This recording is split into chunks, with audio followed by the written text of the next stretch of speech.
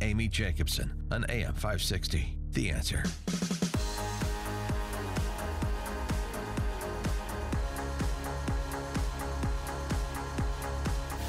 What up, Dan and Amy and Spicer back on the gig yesterday, entertaining the D.C. press corps. Is he still whining that he didn't get to meet the Pope? He was not whining. He was listening to them whine about matters like the comm shakeup with Communication Director Mike Dubke being ousted yesterday. And then, of course, the Kushner flap over the weekend, to which Spicer responded.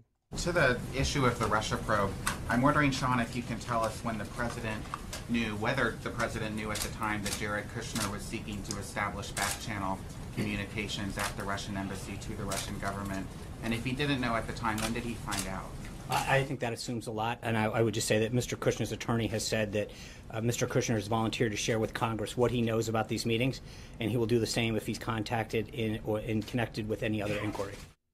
And then he shouted, "Kofivi," and he ran out of the room.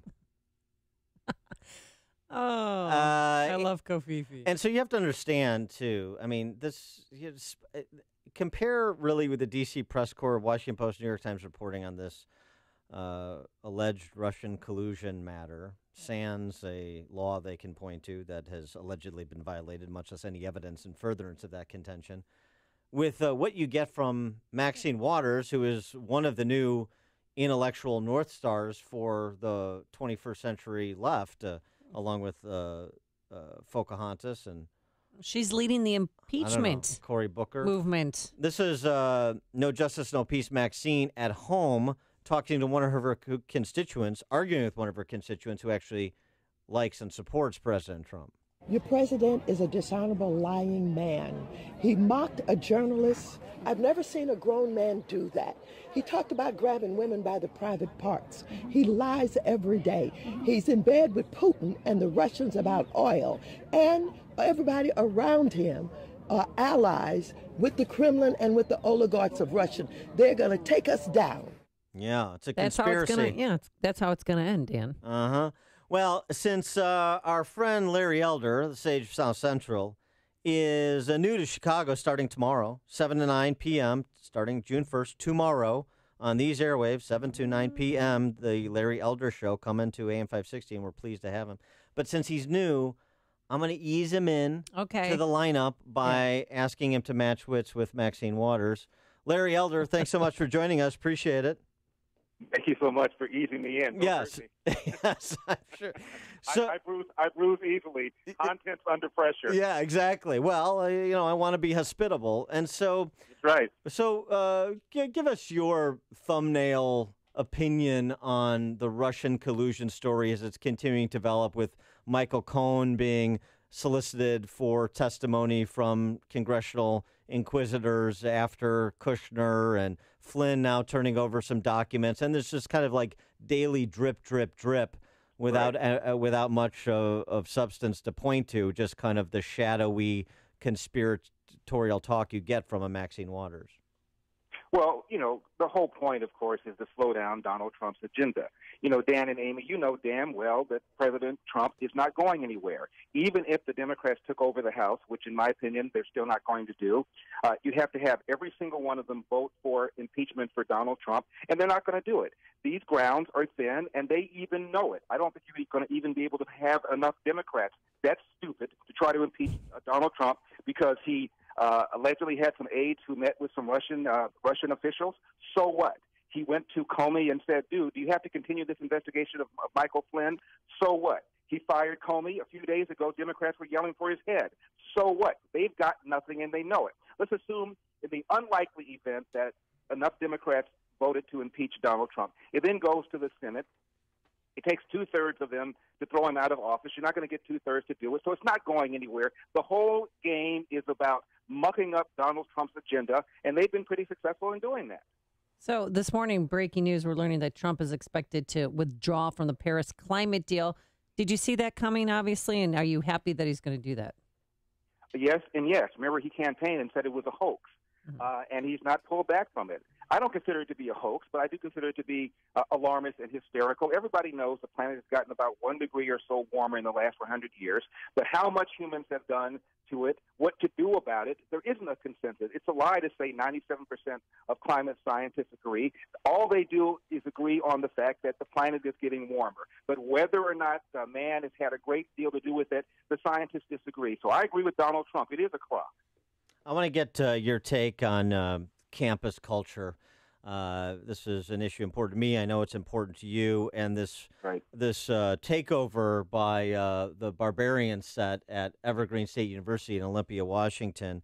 Op-ed in today's Journal from Brett Weinstein, a liberal professor who's been mugged by the reality of what he has supported all these years. The campus mob came for me, and you, Professor, could be next.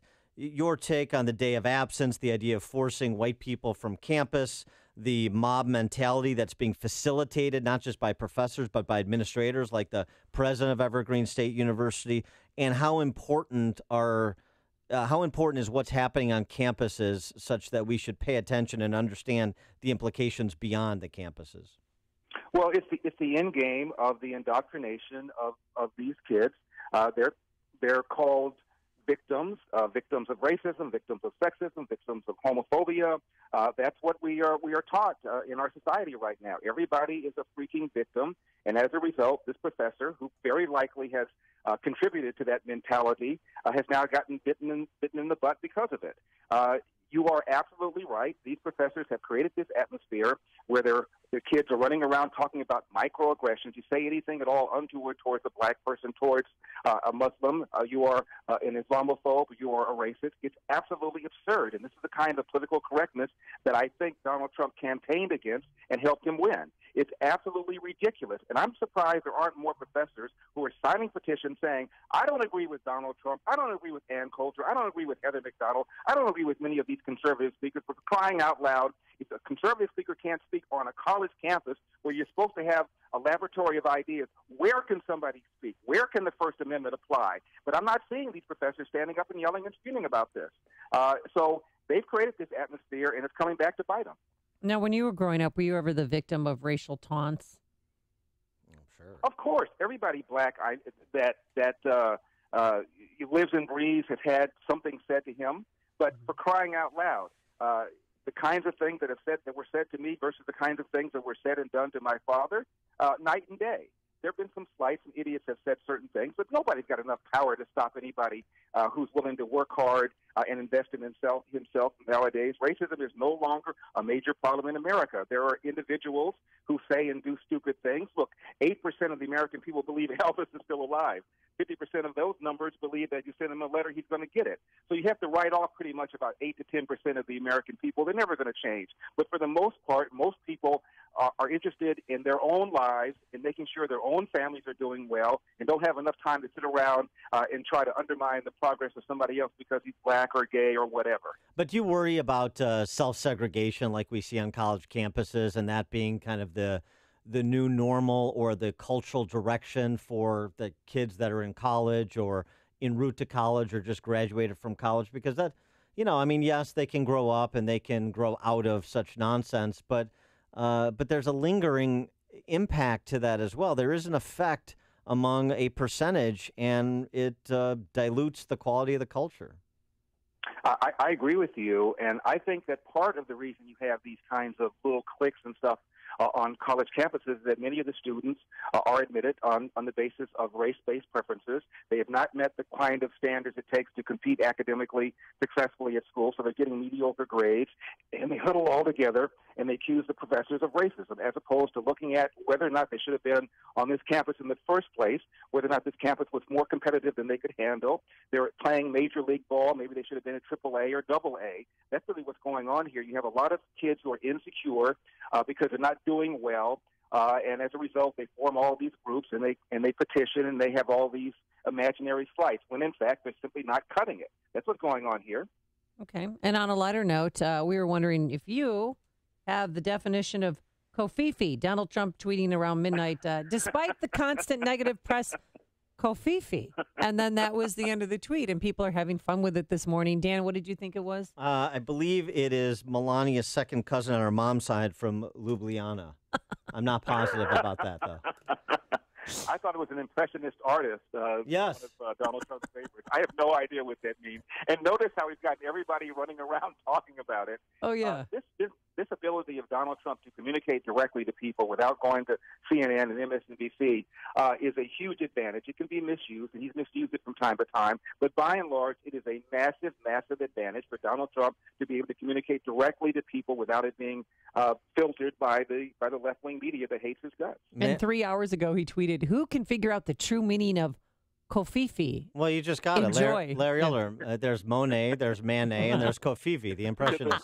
That's right. That's right. Don't you know anything, Amy? Right. I mean, No, you need an art historian like Larry Elder to sleuth this for us. You have in your Miracle Mile. Come on. There you go. Now, give us your take on where you think the Trump domestic policy agenda is, and to the extent that it is not as far along as you had hoped.